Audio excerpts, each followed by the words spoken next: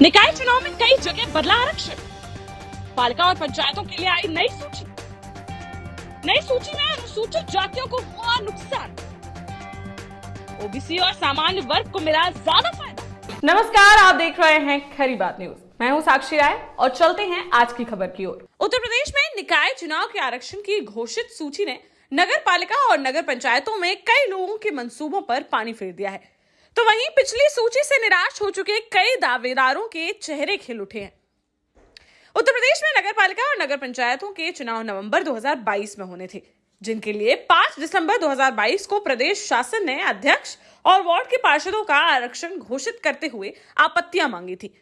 उस वक्त घोषित की गई सूची पर कई लोगों ने हाईकोर्ट में याचिका दायर करते हुए आरोप लगाया था कि उत्तर प्रदेश सरकार ने सुप्रीम कोर्ट द्वारा दिए गए निर्देश के बावजूद अन्य पिछड़ा वर्ग के आरक्षण को ट्रिपल टेस्ट सर्वे के आधार पर नहीं किया था, जिससे पूरी प्रक्रिया ही दोषपूर्ण बताई गई थी।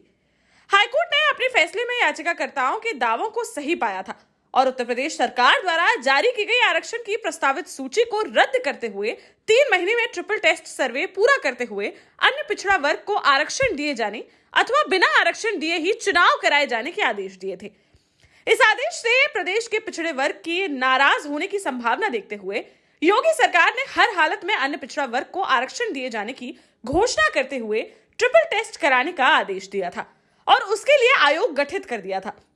आयोग के गठन के 3 महीने के अंदर ट्रिपल टेस्ट पूरा करते हुए सुप्रीम कोर्ट में रिपोर्ट दी गई थी, जिसकी अनुमति के बाद बीते रोज उत्तर प्रदेश शासन ने नगर पालिका और नगर पंचायत के अध्यक्षों के चुनाव के लिए नई आरक्षण सूची जारी कर दी है, जिसमें कई नगर पालिका और नगर पंचायतों के आरक्षण में बदलाव हुआ है।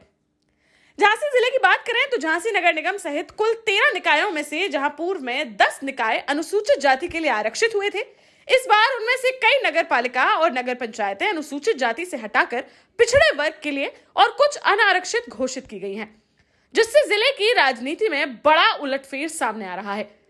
बताते हैं कि पूर्व में पूरे प्रदेश को इकाई मानकर आरक्षण की सूची जारी की गई थी, जिससे अब मंडल को इकाई मानकर आरक्षण किए जाने से यह फेरबदल हुआ।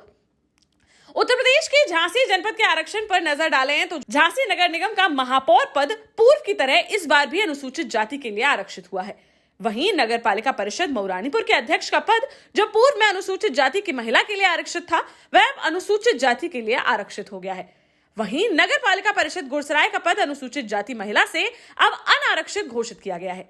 नगर पालिका परिषद समथर का अध्यक्ष पद अनुसूचित जाति महिला के स्थान पर अब अन्य पिछड़ा वर्ग के लिए, नगर पालिका चिरगांव का अध्यक्ष पद पिछड़ी जाति की महिला के स्थान पर अब अनारक्षित, नगर पालिका परिषद बरुआ सागर का अध्यक्ष पद अनारक्षित के स्थान पर अब पिछड़ी जाति महिला के लिए आरक्षित किया गया है।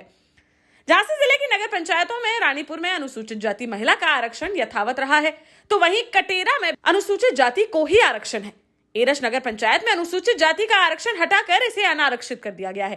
टोडी, फतेहपुर और गरोठा नगर पंचायत भी अनुसूचित जाति की जगह अनारक्षित घोषित की गई है। नगर पंचायत मोट में अनुसूचित जाति के स्थान पर अब महिला को आरक्षण घोषित किया गया है, तो वहीं नगर पंचायत बड़ागांव को अनारक्षित के स्थान पर पिछड़ी जाति की महिला के लिए आरक्षित किया गया है। इस तरह से पूर्व में झांसी जिले की कुल 13 निकायों में जहां 10 निकाय अनुसूचित जाति के लिए आरक्षित थे, वहीं अब नई सूची में झांसी नगर निगम को मिलाकर मात्र 4 निकायों में ही अनुसूचित जाति के लिए आरक्षण बचा है। शेष 9 नगर पालिका परिषद और नगर पंचायतें या तो पिछड़ा वर्ग के लिए आरक्षित की गई हैं या फिर महिला और अनारक्षित कर दी गई हैं, जिससे जिले की राजनीति में अन्य पिछड़ा वर्ग और अनारक्षित वर्ग के लिए राजनीति के दरवाजे खुलते नजर आ रहे हैं।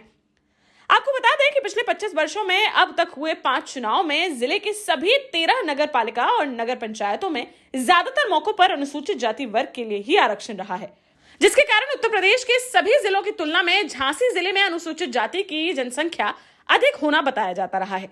राजनीतिक जानकारों के अनुसार पिछले 25 वर्षों में हुए 5 चुनाव में लगभग 4 बार जिले के 13 निकायों में से 8 से 10 निकाय अनुसूचित जातियों के लिए आरक्षित रहे हैं। उत्तर प्रदेश शासन द्वारा घोषित किए गए प्रस्तावित आरक्षण की सूचियों पर 6 अप्रैल तक आपत्तियां मांगी गई हैं। इन आपत्तियों के बाद अंतिम सूची घोषित की जाएगी, जिसमें बहुत कम फेरबदल होने की ही संभावना नजर आ रही है। प्रदेश सरकार की निकाय चुनाव को लेकर चल रही तैयारियों से ऐसा लग रहा है कि अप्रैल के दूसरे सप्ताह में ही निकाय चुनाव के लिए कार्यक्रम घोषित हो सकता है और मई के दूसरे सप्ताह तक चुनाव प्रक्रिया संपन्न कराई जा सकती है।